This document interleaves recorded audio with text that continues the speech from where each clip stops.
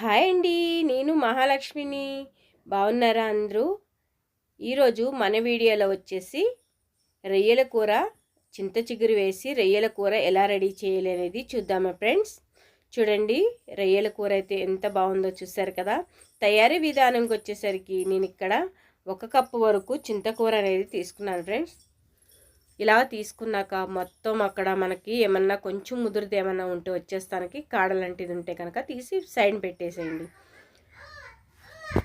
కదండి. ఇలాగా చింతాకంతా కూడా మొత్తం దూసేసుకోవాలి. ఈ విధంగా ఎక్కడన్నా కొంచెం ముద్ర కాడున్నా కూడా మనం సైడ్ చేసేసుకుని అంతా క్లీన్ చేసేసుకుంటే కనుక బాగుంటుంది.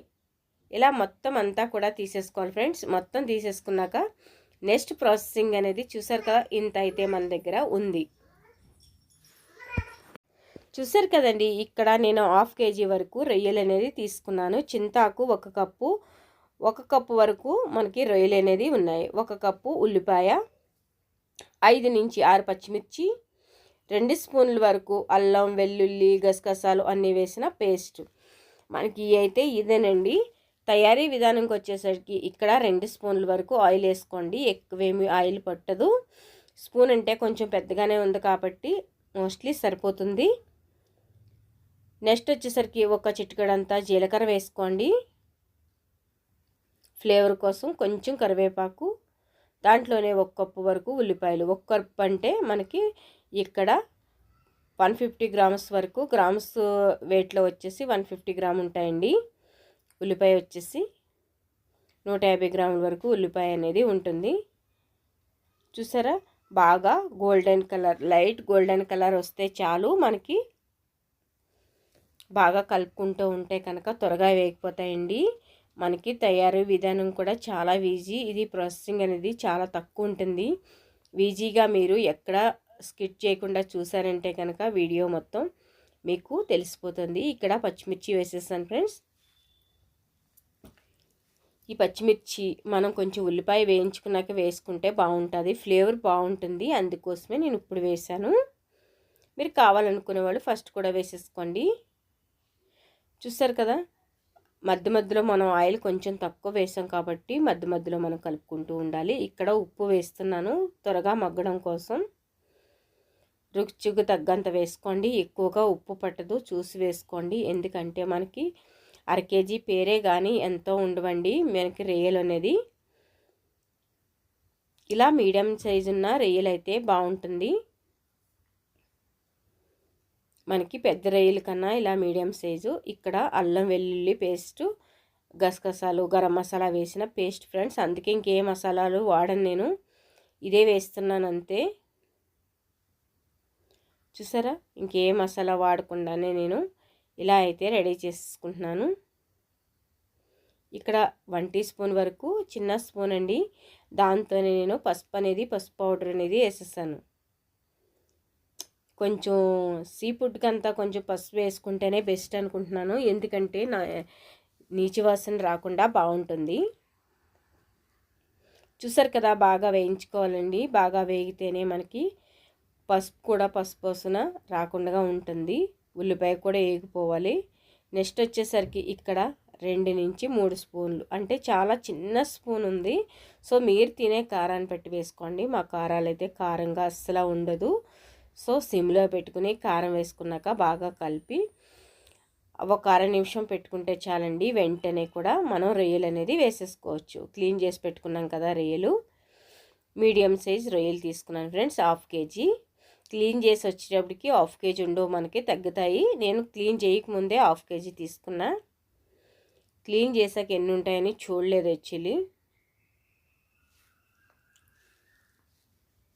మన వీడియో ఫుల్గా చూసారంటే కనుక చిన్నవాళ్ళ నుంచి పెద్దవాళ్ళ వరకు ఈజీగా మనది చేయవచ్చు. అంత ఈజీగా ప్రాసెసింగ్ అనేది ఉంటుంది ఫ్రెండ్స్. చూసారు కదా, కమ్మగా ఉంటుంది, టేస్టీగా ఉంటుంది.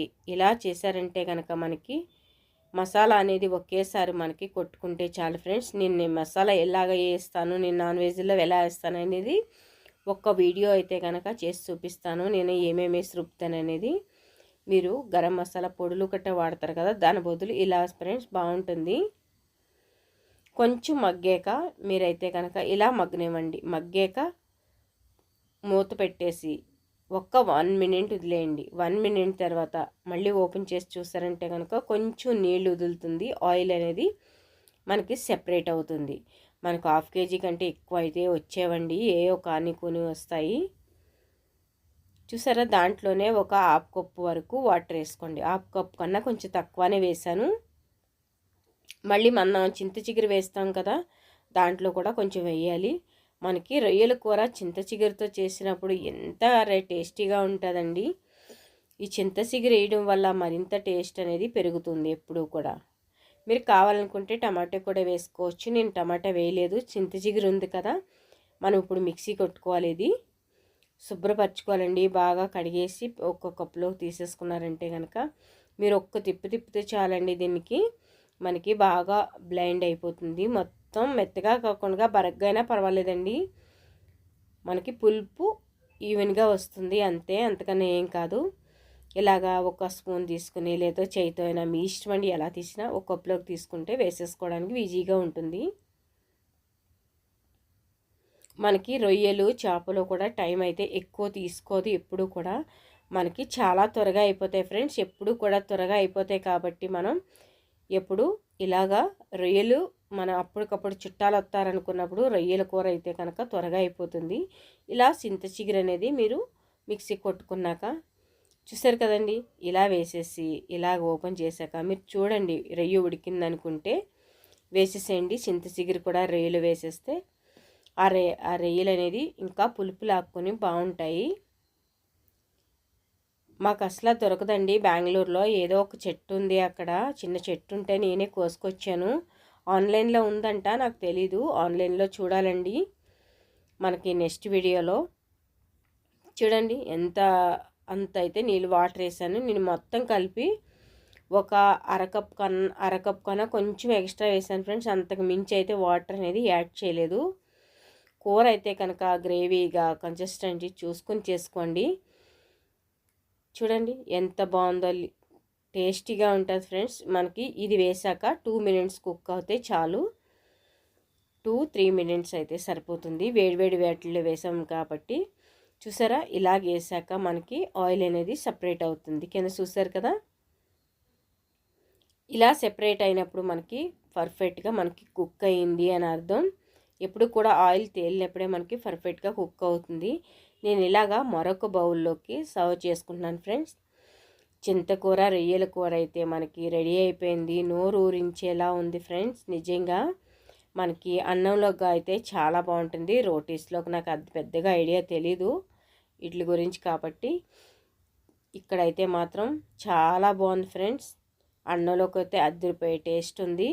ట్రై చేయండి, ఎలా వచ్చింది ఏంటి అనేది కామెంట్ చేయండి. కామెంట్స్లో మీరు ఎలా చేస్తారు, నేను ఎలా చేశాను అనేది కామెంట్ చేయండి. మీకు నచ్చినట్లయితే సపోర్ట్ చేయండి. అలాగే ఫ్రెండ్స్కి రిలేటివ్స్కి షేర్ చేయండి.